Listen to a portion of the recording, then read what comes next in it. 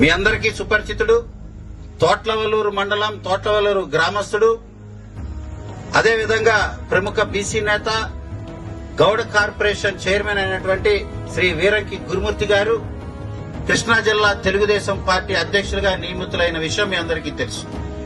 ఆ కార్యక్రమాన్ని నియమితులైన తర్వాత ప్రమాణ స్వీకార కార్యక్రమం మరి స్వర్గీయ ఎన్టీ రామారావు గారి పురిటిగడ్డ కాబట్టి ఆయనకు కూడా నాలాగే నిమ్మకూరులోనే పదవీ బాధ్యతలు చేపట్టాలని ఒక మంచి ఆలోచన చేశాడు.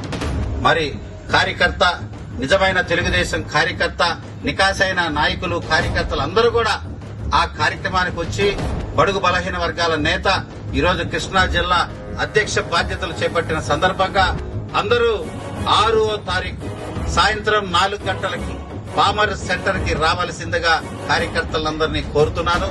తద్వారా అందరం కలిసి మరి జిల్లా మూలం నుంచి, అదేవిధంగా రాష్ట్ర స్థాయి నుంచి మంత్రివర్యులు వస్తున్నారు. అదేవిధంగా 10 నుంచి 15 మంది శాసనసభ్యులు నిమ్మకూరు వస్తున్నారు.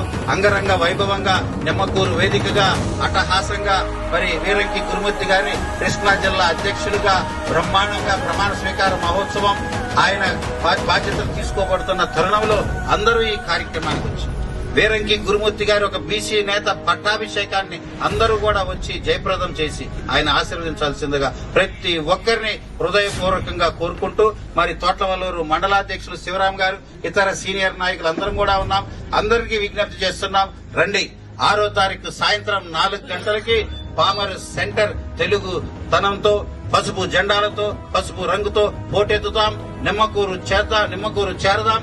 నిమ్మకూరులో తెలుగుదేశం పార్టీ జిల్లా అధ్యక్షుడి యొక్క ప్రమాణ స్వీకారాన్ని ఘనంగా చేసి స్వర్గీయ ఎన్టీ రామారావు గారికి నివాళులర్పిద్దామని కోరుకుంటూ మీ అందరి దగ్గర సెలవు తీసుకుంటున్నా.